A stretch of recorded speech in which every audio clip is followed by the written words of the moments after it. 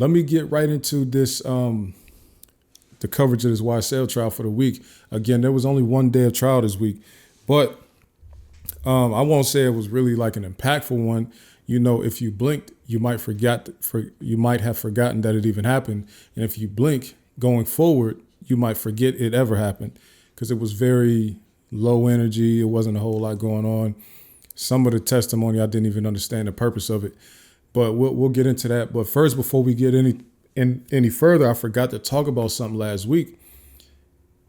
Detective Racy was up there, or Special Agent Racy, I guess, because he works for the ATF now, made a comment about FaceTime, because the Simone Hilton asked Racy, "Hey, what's the thing about you?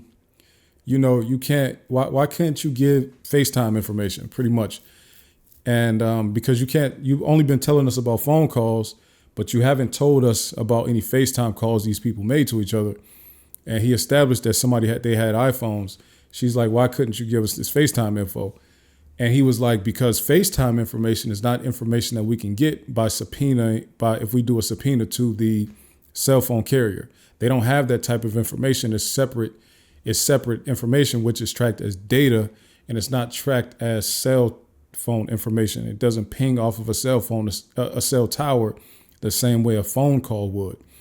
And I thought that was extremely interesting. I'm going to let y'all hear it real quick in case you don't remember what I'm talking about. I got the Bluetooth headphones today because I was sick of the big headphones pulling across the room. Let me get to my assets here. Give me a second. And then we're going to make sure that y'all can see this thing. Give me a second here. Okay, can y'all see? Y'all should be able to see that because I can see it. Now let me just make sure you can hear it. Here's Detective Racy and Simone Hilton. Now looking at 134 Echo Charlie, are you able to see what type of phone that 1990 number had? An Apple iPhone 6. Okay. And we've talked about, Mr. Steele asked you some questions about FaceTime. Do you recall that? Yes. Okay. Have you been trained on FaceTime calls, and if those types of calls appear in call detail records? Yes, you wouldn't see FaceTime calls on call detail records. It's data communication versus phone call communication. What do you mean? Well, so these are, again, traditional phone calls. That's what we see call detail records. FaceTime utilizes data. It doesn't utilize like the traditional cell phone network. So we're not going to see communications between phones touching through these records. It would just show up as data to the company. Okay. Now, are you able to do a search warrant and get like what FaceTime calls are made from one phone to the next? You'd have to have the device. I would imagine you'd have to have the device and actually get a search warrant on the device to see FaceTime data. You wouldn't be able to serve, to my knowledge, like AT&T and be able to say that phone was using FaceTime at this time. Why is that? I just don't think it's data communication versus like a cell phone log communication. It'd be like trying to get a search warrant from AT&T to say what internet searches the person did. I don't think they retain that data like that, at least not to my knowledge and training I've had. Yep. So did you hear that? Now, the reason I thought that was so interesting is because I don't know if y'all ever been around a group of younger guys that might be out in the streets or whatever, but do y'all ever notice that they use FaceTime a lot? Like they call each other on FaceTime, even people that don't like each other, like people that's beefing, threatening each other, whatever, they'll call each other on FaceTime and talk trash to each other in the phone, like looking at each other. And they do that a lot. A lot of the younger dudes in the streets, they that's how they play. And I just thought it was interesting that this is a federal agent saying, we can't get that information. We need the phone itself, or we don't have access. We don't know what they're saying. You can't tap FaceTime calls the way you could do a cell phone call, because it uses different data transmissions to get out over the airwaves. I guess I should have thought about that, but I just never thought about the fact that police can't get that information unless they have. So let's say you was out playing around in the streets, doing your thing, and you like lose the phone. Like everything you've been doing has been on FaceTime, and you lose the phone, and they can't get the other person's phones. You essentially they'll never be able to prove what you said on there. They'll never have, not the way things are currently set up today. He compared it to pretty much AT&T wouldn't have a history of your browser history. They don't track that type of information. You would really pretty much need to get that off the phone, or you would need Google. You would need the phone's like IP address, MAC address, all that good stuff, and you would need Google to give you that information, or whoever, iOS, whoever manages the browser that you use on your phone. But you wouldn't be able to get it from your carrier, and that's pretty much how police operate. They get everything from the carriers. They tap cell phones, or they tap landlines and all that type of stuff. And by tapping, that means that they get the inside connection so they can listen to the phone calls. Or they get the records from the carriers themselves. So this whole data thing changes a lot when it comes to people that operate outside the bounds of the law. So I just thought that was interesting. That was from like last week, but I forgot to bring it up last week and talk about it. Now, on Monday, like I said, it was only one day of court this week because they pretty much took a break for the week. On Monday, they started out with Detective Hayes, right? And Detective Hayes was pretty, like, I don't even understand why this is part of this. But anyway, there was an incident at Club Crucial, and there was a traffic stop that happened one night after Club Crucial on one of those nights after the club. And Diamante Kendrick was one of the people in the car of the traffic stop. He wasn't driving or anything, but he was in the car. And that night, police officer pulled him over and pulled over the car. It was 4 people in the car, 2 women, 2 men, I think.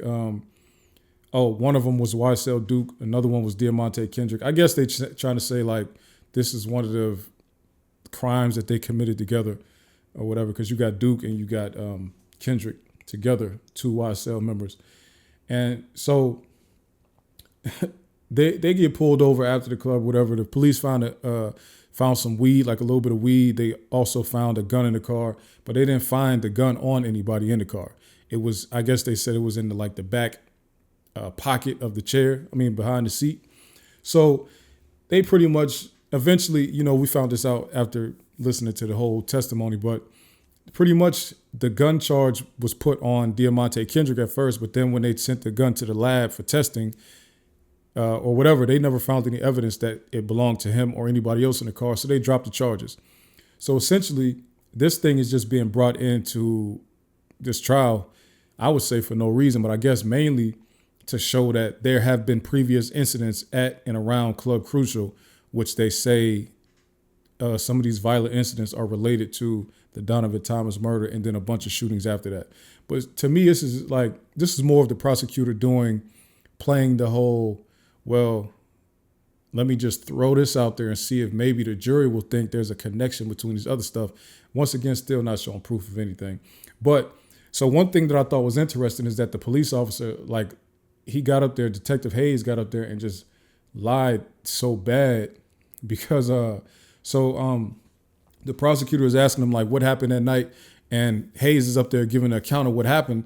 The prosecutor even gave him a marker and said, hey, draw the path of the vehicles and show us where it went when they left the club parking lot and where it went before it got pulled over and all this good stuff. So he gets up, does his demonstration, draws in green marker first, and then they drew it in black marker, and then he made markings in red where the guy stopped, all this type of stuff, right? And let me let y'all hear that real quick, because he was like, yo, I pretty much describing it as if, he was right there. Let's listen to it. Give me a second. Let me get this pulled up for you.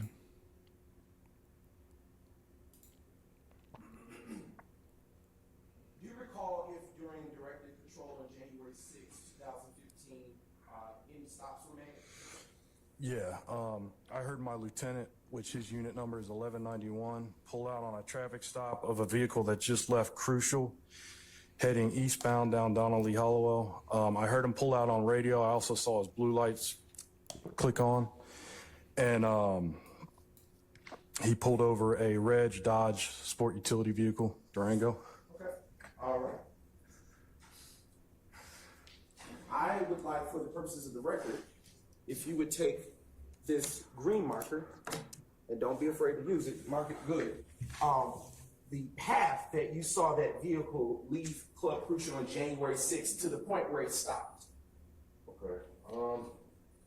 Let's say left here. We got him pulled over somewhere around here. Let's actually use a black marker for that. See if we can get it to show that.